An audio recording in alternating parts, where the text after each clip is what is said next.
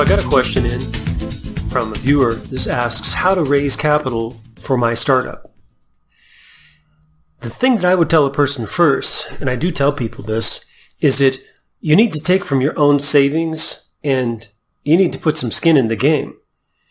Because if you don't put skin in the game and you're asking other people to take risks on your ideas, they're not going to do it.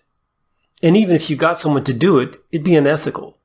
So you need to be ethical about it because that's going to impact your reputation in the business world. So that's the first thing I'd say. If you have savings, I would take some of that savings and use that as capital for your startup or your company. Now, some people have friends and family they can go ahead and tap into and convince them to invest, right?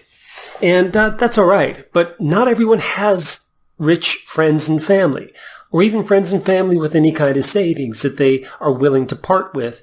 Or they might not be trusted by their friends and family, you know? I mean, you might have a bad rep with your friends and family, and now you've cleaned your act up and you've gotten straight for a while, and you want to go ahead and make a go of it, and none of them are willing to give you a break. You know, that happens, especially if you're an ex-con. If you've come out of prison, you know, and you've done your time, and now, you know, well, last couple of years or so, you know, you've kept your nose clean, you've shown that you've really reformed, and you want to make a go of starting your own company, being your own boss.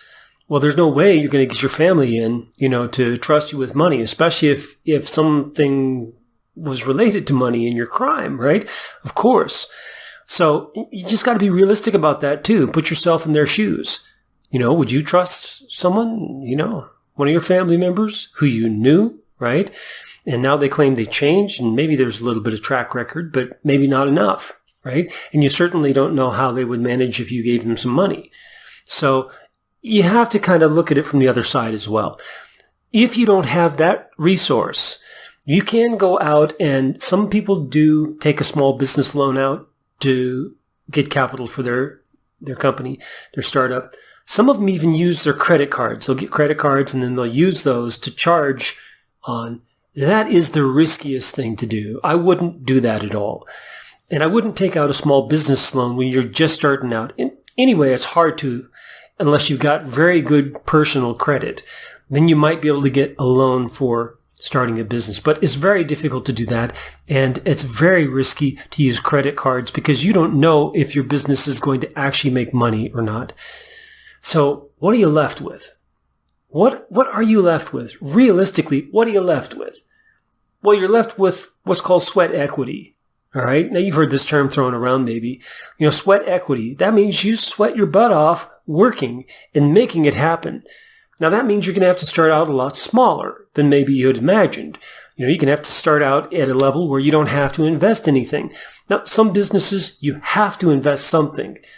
So if yours is one of those kind of businesses and you're down to just sweat equity, you've got to rethink your business plan and come up with a different product or service, one that doesn't require any kind of startup. And so, I mean, you got to that's life. You got to wake up to reality, right? Either you've got these resources or you don't got those resources. And if you don't have them, then you got to use your sweat equity. And if you require a capital for your startup, then you're running the wrong startup if you're down to sweat equity. You got to match those up. So that's the answer to your question, how to raise capital for my startup. I hope I've answered the question so that you get a really good idea about what your marching plan is for your business. Thank you for watching the video and listening to the podcast. Don't forget to pop that like button, pop the subscribe button, make sure you hit the bell icon so that you're notified the next time I create the next great video, which is going to be probably tomorrow. So thank you again, and